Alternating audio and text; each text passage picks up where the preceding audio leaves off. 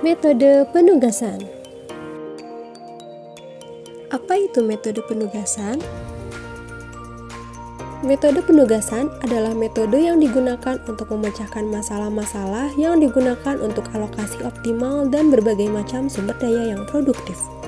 Metode penugasan disebut juga dengan Hungarian method, metode yang memodifikasi baris dan kolom dalam matriks efektivitas sampai muncul sebuah komponen nol tunggal dalam setiap baris atau kolom yang dapat dipilih sebagai alokasi penugasan. Contoh masalah seperti tenaga kerja atau personalia yang mempunyai tingkat efisiensi berbeda-beda untuk pekerjaan yang berbeda-beda pula. Metode minimasi mempunyai syarat tertentu, yaitu jumlah kolom atau sumber daya harus sama dengan jumlah baris atau tugas yang harus disesuaikan. Kemudian, setiap sumber daya hanya dapat mengerjakan satu tugas. Dan apabila jumlah sumber tidak sama dengan jumlah tugas atau sebaliknya, maka ditambahkan dengan variabel dummy worker atau dummy job. Masuk pada contoh soal. Suatu perusahaan kotak hadiah mempunyai 4 pekerjaan yang berbeda, yaitu memotong karton, merekatkan kertas warna, memberi hiasan, dan membungkus. Perusahaan tersebut memiliki 4 karyawan. Upah masing-masing karyawan berbeda seperti berikut ini. Karyawan pertama dengan upah memotong 15, upah merekatkan 21, upah menghias 21, dan upah membungkus 22. Lalu karyawan kedua dengan upah memotong 14, upah merekatkan 16, upah menghias 21, dan upah membungkus 18. Begitu sampai karyawan keempat. Lalu, tentukan penugasan optimal biaya yang dikeluarkan oleh perusahaan kotak hadiah tersebut, sehingga total biaya optimal yang dikeluarkan oleh perusahaan bisa minimal. Untuk menyelesaikan kasus ini dengan metode Hungarian, kita harus tahu dulu bagaimana cara kerja metode ini. Yaitu langkah pertama, temukan nilai minimum tiap baris, lalu selisihkan tiap elemen baris dengan nilai minimum. Sebelum itu, kita juga harus bisa membedakan mana itu kolom dan mana itu baris. Dapat kita lihat baris pertama yaitu minimumnya 15, baris kedua yaitu minimumnya 14, baris ketiga minimumnya 18, dan baris keempat minimumnya 16. Langkah selanjutnya, kita selisihkan elemen ini dengan nilai minimum, sehingga hasilnya menjadi seperti ini. Lanjut pada langkah kedua, memeriksa apakah tiap kolom telah mempunyai nilai 0. Apabila ada yang belum, tentukan nilai terkecil kolom tersebut, kemudian nilai pada kolom tersebut dikurangi dengan nilai terkecilnya. Ternyata masih ada kolom yang belum mempunyai nilai 0, yaitu kolom ketiga. Berarti kita harus mencari nilai terkecil pada kolom tersebut.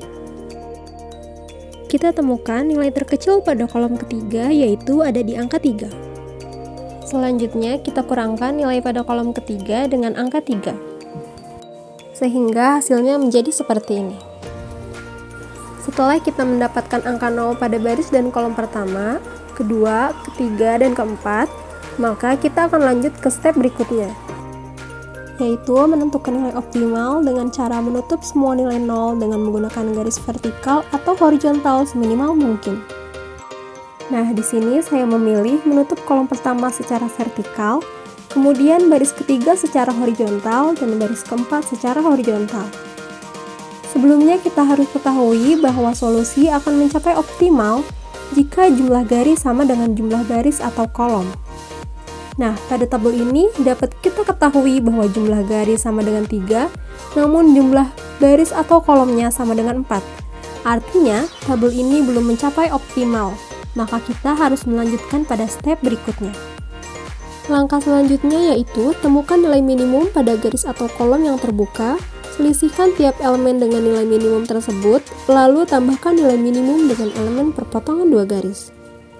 Di sini terdapat kotak warna biru, artinya pada kotak tersebut adalah baris atau kolom yang terbuka. Maka, kita harus selisihkan angka tersebut dengan nilai yang minimum. Dapat kita lihat nilai minimumnya adalah 2. Tambahkan nilai minimum ini dengan elemen perpotongan 2 garis.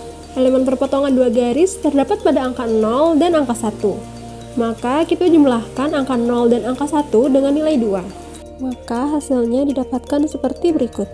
Ini adalah hasil dari selisih baris atau kolom yang terbuka. Dan ini adalah hasil dari penjumlahan perpotongan dua garis. Bagaimana langkah berikutnya? Langkah berikutnya yaitu mengulangi langkah ketiga jika jumlah garis tidak sama dengan jumlah kolom atau baris. Di sini saya menutupi kolom pertama secara vertikal, kolom kedua secara vertikal, baris keempat secara horizontal. Pada kotak biru ini adalah kolom atau baris yang terbuka, sedangkan pada lingkaran warna hijau adalah elemen perpotongan dua garis. Nilai minimal yang dapat kita lihat di sini yaitu angka 1. Maka pada kotak warna biru kita kurangkan 1, dan pada lingkaran warna hijau kita tambahkan 1. Sehingga diperoleh seperti ini. Pada tabel ini kita sudah peroleh jumlah garis sama dengan jumlah baris atau kolom, yaitu jumlah garis sama dengan 4, dan jumlah baris atau kolom sama dengan 4. Artinya, tabel penugasan sudah optimal. Langkah selanjutnya yaitu menentukan pengalokasian. Pada orang pertama dialokasikan pada pekerjaan menghias. Nah, kenapa bukan pada pekerjaan memotong? Karena jika pada pekerjaan memotong akan sama dengan orang kedua. Hal ini tidak bisa terjadi karena setiap orang mempunyai pekerjaan yang berbeda-beda. Selanjutnya, pada orang kedua dialokasikan pada pekerjaan memotong. Pada orang ketiga dialokasikan pada pekerjaan merekatkan, dan pada orang keempat dialokasikan pada pekerjaan membungkus. Bagaimana selanjutnya? Selanjutnya yaitu kita temukan biaya lokasi awal dan pilihlah sesuai dengan alokasi. Alokasi ini yang menentukan tujuan akhir dari metode minimasi ini. Bagaimana cara menentukannya? Yaitu dengan menjumlahkan keseluruhan alokasi tersebut. Kita peroleh pada karyawan pertama yaitu 21, karyawan kedua 14, karyawan ketiga 18, dan karyawan keempat 16. Lalu kita jumlahkan, hasilnya adalah 69. Nah, nilai ini adalah hasil fungsi tujuan akhir metode ini.